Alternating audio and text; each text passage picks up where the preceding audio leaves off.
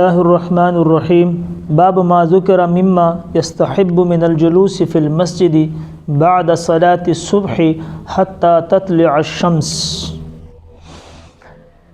اس حدیث کے اندر اس باب کی جو روایت ہے اس میں اشراق کی نماز کی فضیلت بیان ہو رہی ہے۔ حضور پاک علیہ الصلاۃ والسلام نے فرمایا کہ جس آدمی نے صبح کی نماز جماعت کے ساتھ پڑھی اور پھر اس کے بعد وہ تلاوت یا اللہ کے ذکر میں مشغول رہا یہاں تک کہ سورج نکل آیا اور مکروہ وقت ختم ہو گیا۔ یہ بات یاد رکھیں، آج کل مساجد میں وہ کمپیوٹرائز گھڑیاں آئی ہوئی ہیں اور لوگوں نے اس کے اندر جو وقت مکروہ وقت کا لکھا ہے، بعض نے 10 منٹ اور بعض نے 12 منٹ، لیکن شیخ زکریا رحمۃ اللہ علیہ نے فضائل اعمال میں اس حدیث کے باب میں 20 منٹ مکروہ وقت لکھا ہے، اور احتیاط اسی کے اندر ہے، بلکہ 20 کے بجائے 25 منٹ احتیاط ہونی چاہیے۔ کیوں؟ آپ کو پتہ ہے کہ امام عالی مقام امام اعظم ابو حنیفہ رحمۃ اللہ علیہ عبادات میں انہوں نے مسلک کی بنیاد احتیاط پہ رکھی ہے۔ جیسے مغرب کی نماز میں امام صاحب کہتے ہیں کہ سرخی سفیدی دونوں غائب ہوں گی تو عشاء کا وقت شروع ہوگا،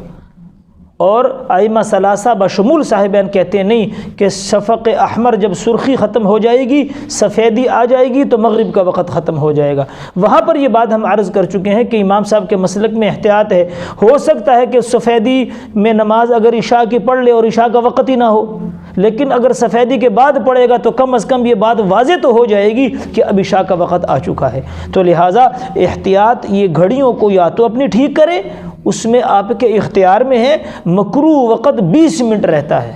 اور یہ بات شیخ زکریا رحمۃ اللہ علیہ نے فضائل اعمال میں لکھی ہے۔ ہمارے اکابر نے بھی کہا کہ 20 منٹ، 20 کے بجائے 25 منٹ کر لے، لیکن 20 سے کم منٹ وقفہ نہ کرے۔ تو حضور نے فرمایا کہ جب مکروہ وقت ختم ہو جائے اس کے بعد 2 رکعت نماز پڑھے تو اس کو ایک حج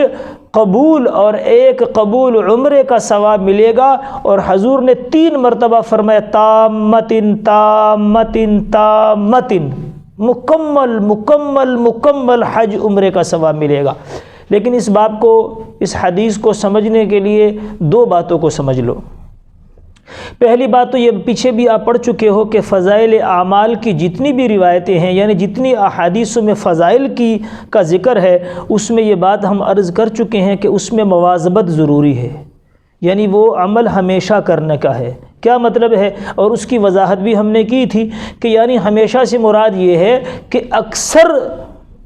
زندگی کے اکثر حصے میں پڑھتا رہے، کبھی مسافر ہونے کی وجہ سے، کبھی عذر کی وجہ سے، کبھی بیماری کی وجہ سے، کبھی کسی اور عذر کی وجہ سے اگر یہ اشراق چھوٹ جائیں تو اس کی کوئی پرواہ نہیں۔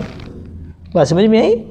لیکن اکثر اگر یہ پڑھتا ہو تو یہ ثواب ملے گا۔ اور بعض علماء نے اس کا دوسرا مطلب لیا ہے، وہ فرماتے ہیں کہ یہاں پر نسبت حج اور عمرے کی، جیسے حج کو حج اکبر کہتے ہیں، بڑا حج، اور عمرے کو حج اصغر کہتے ہیں، تو فرمایا جیسے حج اور عمرے کا ثواب، حضور نے فرمایا کہ حج کا ثواب زیادہ ہے، عمرے کا ثواب تھوڑا کم ہے، عمرے کے اعتبار سے حج کا ثواب زیادہ ہے، تو حضور نے فرمایا کہ حج اور عمرہ کے فجر کی 2 رکعتوں کا ثواب حج کے برابر ہے، اور اشراق کی 2 رکعتوں کا ثواب عمرے کے برابر ہے۔ تو اس صورت میں دوام کی کوئی قید نہیں ہوگی